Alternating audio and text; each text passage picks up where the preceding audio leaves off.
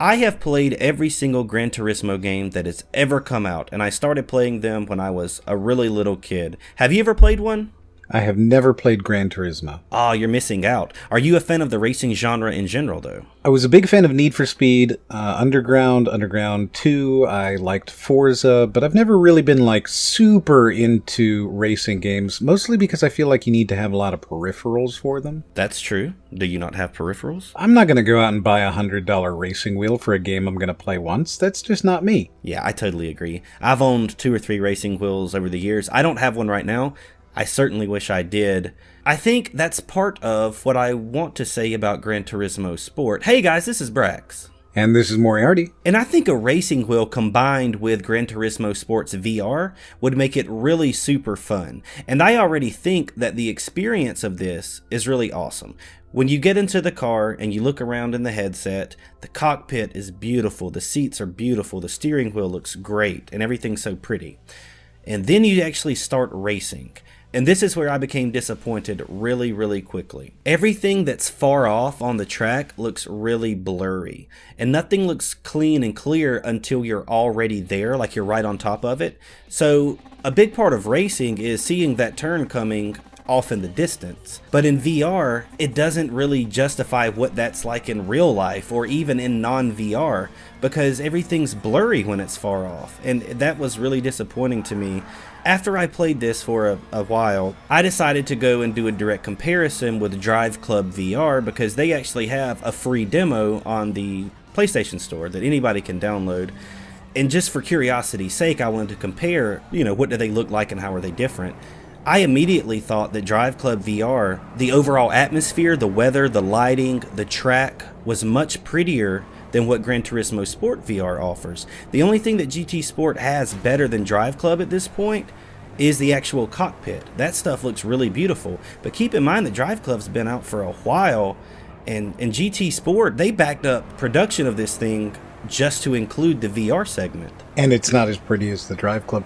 Drive Club is one of those games that you see, and you see it on videos, and you see it in comparison stuff all the time, because they managed to make that one of the prettiest games that I've ever seen. When I see Drive Club and I see them doing their weather effects and I see them driving in the weather, it's just gorgeous. It's a completely gorgeous game.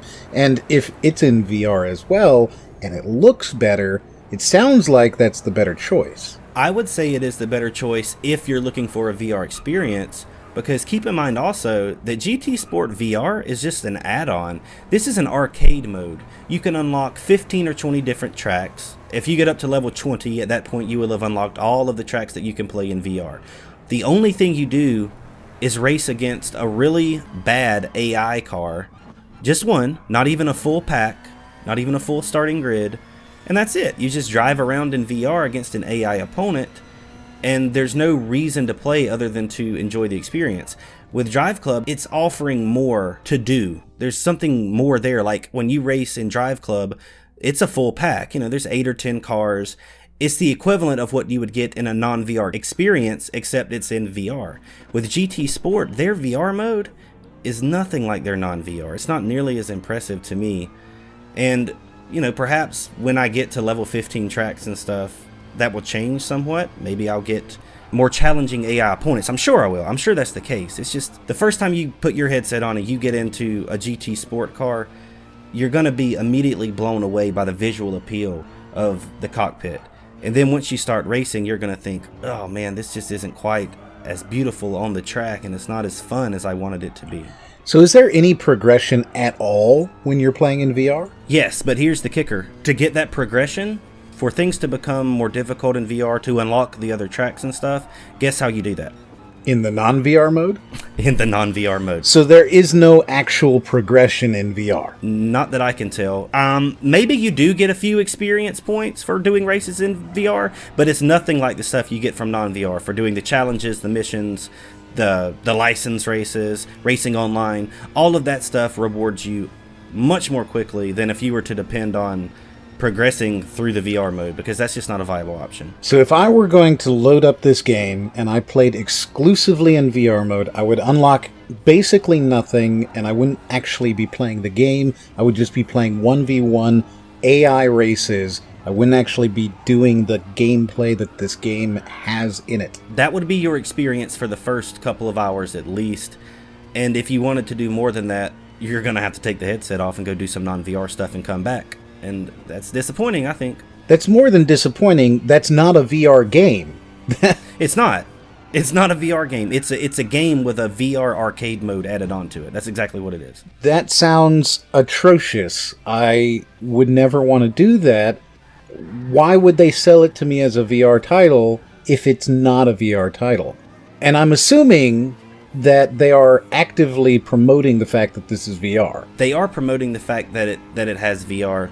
But I did my own. I love this game. I love this franchise, and I did a lot of homework and research on it over the past year or two. So I was aware of the fact that this is a game that has VR support, but it isn't a VR title.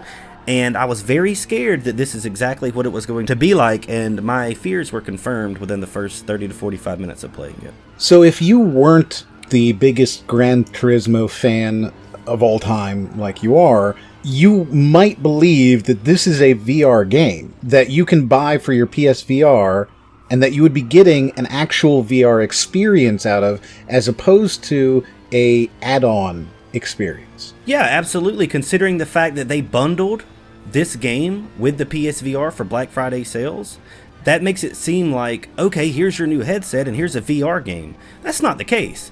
Here's your new headset and a game with a VR mode that you can spend a few minutes in having a really cool time, I'll admit. But after that, it's just kind of over.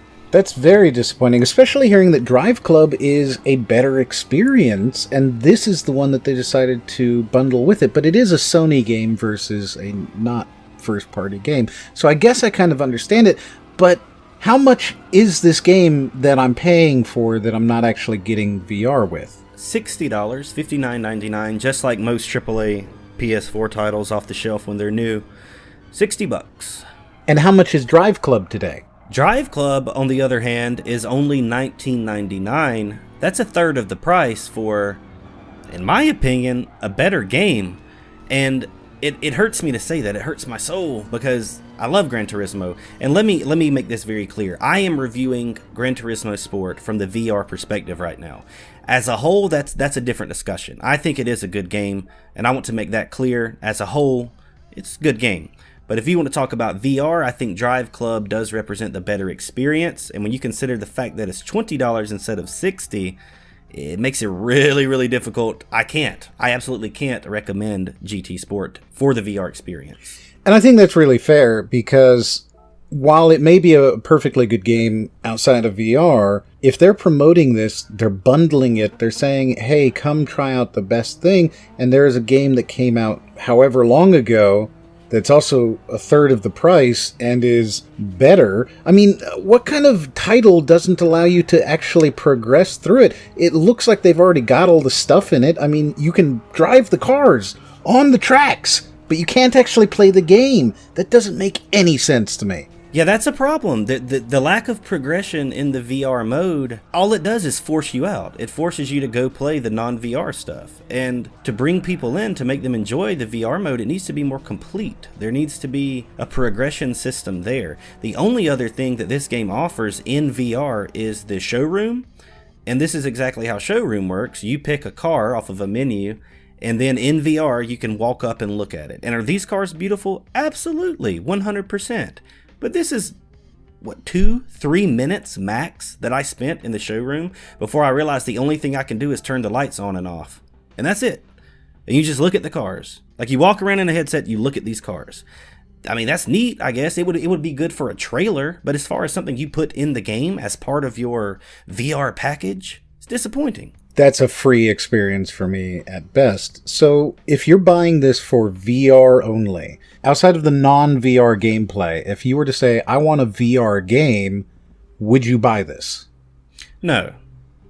I would buy this if you like racing games. I would not buy this if you want a VR racing game. So for somebody who's buying it for VR, absolutely not. If they're buying it to play a racing game with their controller and no headset, then sure. But even then, Drive Club gives you both, so it sounds like that might be the better option for most people, and I'm sure that hurts you to hear. It does hurt me to hear.